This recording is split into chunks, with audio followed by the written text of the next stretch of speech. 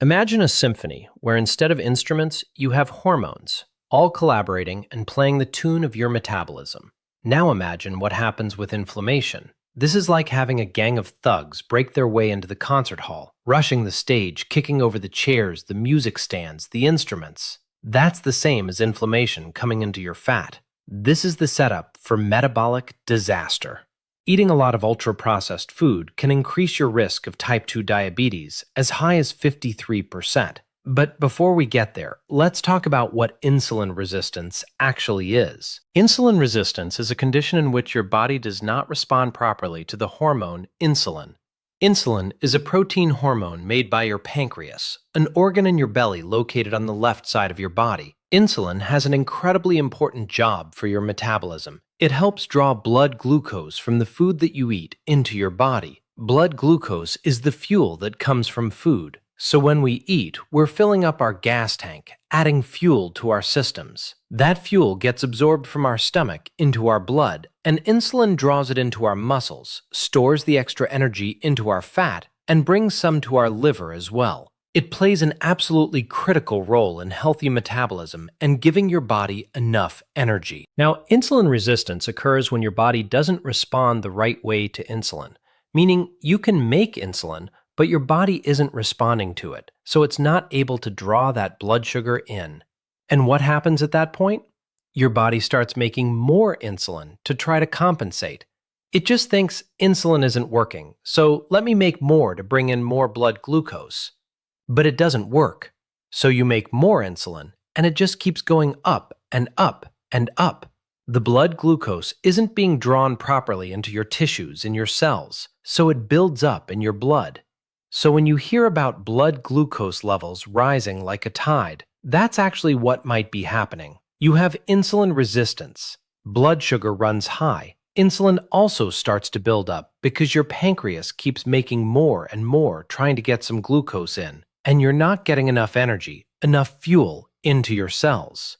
This is the setup for metabolic disaster. It is one of the core problems that happens in something called metabolic syndrome, which will eventually lead to type 2 diabetes. This is a metabolic problem of epic proportions in the modern world. The first cause of insulin resistance is living a sedentary lifestyle. Sedentary simply means sitting around and not moving. We know sitting around isn't good. We used to call it in the old school days, don't be a couch potato. Most people are actually sitting all day long, even if they're otherwise in good shape, because we've got screens that we're all staring at now. The problem is that even when you're actively working on a laptop or a phone while sitting down a lot, it puts you at risk for insulin resistance. If you spend a lot of time sitting down, and look, it might not be because you're lazy, it might be because you're working really hard. It's time to get on your feet and become physically active.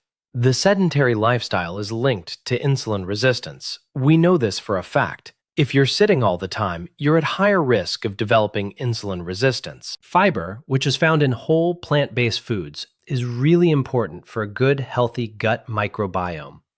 Gut microbiomes are healthy bacteria that live in our gut, 39 trillion of them. Most of them live in a part of our gut called the colon, specifically in an area called the cecum. It's kind of like a baggy area where the large intestine begins. The colon goes up, crosses your belly, then goes down. And that's basically how food gets expelled. But in the cecum, where the colon begins, a huge amount of healthy gut bacteria live right there. They need dietary fiber to be healthy. And when you feed them that dietary fiber, by eating an avocado, eating mushrooms, eating broccoli, eating a pear, your gut bacteria pay you back because they're happy. They release their own substances that are beneficial for health, called short-chain fatty acids. These short-chain fatty acids help to lower inflammation, help lower your blood cholesterol, tend to make you more insulin sensitive, so they fight insulin resistance, and they can even signal your brain to help release hormones that put you in a better mood. You've got to be in a better mood to make the best possible decisions. So this gut bacteria thing is super important. If you don't have enough fiber in your diet, you are not feeding your gut microbiome. Think about your gut microbiome like a pet you might have at home. A dog, a cat, a goldfish, a pet bird. What do you do as a pet owner? You dutifully never forget about feeding your pet. And how does your pet dog pay you back after you feed it? It comes over and gives you a lot of love. Our gut bacteria work the same way. We feed them dietary fiber, and when they're happy, they pay us back. Not by nuzzling us or licking our face, but by releasing short-chain fatty acids. We even know the names of them.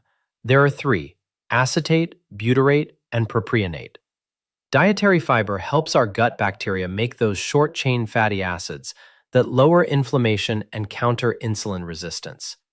So if you want to get back to a healthier, insulin-sensitive state, you've got to eat foods with dietary fiber. Some of the high-fiber foods that taste great include lentils, sunflower seeds as a snack, oatmeal for breakfast, beans for dinner with leftovers for lunch, avocado spread on toast or cut into a salad, broccoli, raspberries, Brussels sprouts, corn, popcorn, and barley. Ultra-processed foods are bad for overall health for so many reasons.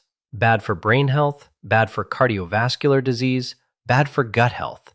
It all comes down to the fact that these ultra-processed foods take normal, whole foods, stick them in a factory, grind and process them into a form that doesn't exist in nature, and then throw in a bunch of additives, preservatives, artificial flavorings, and coloring. Most things after a while lose their brilliant color, so anything that's really atomic or kaleidoscopic in color, really bright like a highlighter, is probably artificially colored. And sometimes there are artificial sweeteners in there as well. We know all of these things can be damaging to your gut microbiome, your healthy bacteria that helps your body fight insulin resistance.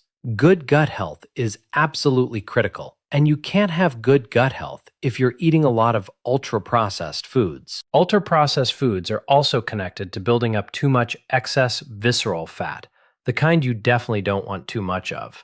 One study out of Canada showed that people eating a high amount of ultra-processed foods had a 37% increased risk of developing type 2 diabetes. Another study from the United Kingdom showed that for every 10% increase in junk food and ultra-processed food consumption, there was a 12% increase in the risk of developing diabetes. And a study from Spain found that eating a lot of ultra-processed foods can increase your risk of type 2 diabetes as high as 53% compared to people who are not eating a lot of ultra-processed junk food. The data is very, very convincing. Your body contains two major types of fat, white fat and brown fat. Both are good types of fat in their own way. Brown fat is always good, and I'll tell you why. White fat gives your body its sculpture, shapes your body, acts as a cushion, keeps you warm. White fat also produces adiponectin and other hormones that are really important and help regulate your appetite. White fat is good fat normally, until you have too much of it. Remember, an expanding waist size is one of the signs of metabolic syndrome, prediabetes, and that's usually accompanied by insulin resistance. When there's too much visceral fat, adiponectin gets derailed. And adiponectin works with insulin to maintain sensitivity, so you can actually draw in blood glucose. So when you have too much excess visceral fat, one of the things you're going to suffer from is insulin resistance. Brown fat is different. It's not wiggly, jiggly, or lumpy and bumpy like white fat. It's not even under the skin. It's actually close to the bone, around your neck, on top of the muscles, a little bit under your breastbone, between your shoulder blades. Brown fat is a very special type of fat because it can fire up like a space heater or the top of your gas range in the kitchen. It can fire up and generate heat, a process called thermogenesis. And by firing up, it has to get energy from someplace. So what does it do? It steals the energy from your excess white fat. Brown fat will burn down white fat when it's turned on. You can turn it on in different ways, with cold temperature like cold plunge therapy, which actually works. Brown fat can also be fired up by your gut microbiome, and there are all kinds of foods that can activate your brown fat. When your brown fat fires up, think about that gas range clicking on and getting the flame. It draws fuel from your visceral white fat to maintain that flame. Brown fat is good fat that burns down white fat, which can be bad fat when there's too much of it. So, if you've got too much visceral fat causing insulin resistance, You want to trigger your brown fat to conduct thermogenesis. If you want to burn down more body fat, you can extend your period of intermittent fasting by extending the time you don't eat around bedtime. When you're sleeping, you're not eating, and when you're not eating, that's called fasting. So every day we are intermittently fasting because we are intermittently falling asleep. Our metabolism evolved so that during our eating window during the day, we focus on storing fuel. But when we're sleeping, our body flips and shifts gears from storing fat to burning fat. You heard that correctly. When you're sleeping, you're burning your fat. You're losing weight. People think that if they're not exercising, they're not burning any calories. But when you're sleeping, your body is hardwired to actually lose extra body fat. That's a really important concept. Most people are sleeping around 7 to 8 hours, say 11 to 7. If you want to extend your fasting time, you'll burn down more harmful visceral fat. Here's how. Start the night before, after dinner. When you put your dishes away, that's it. No more food for the rest of the night. No midnight snack, no late dessert, no munchies. That puts your body into fasting mode sooner.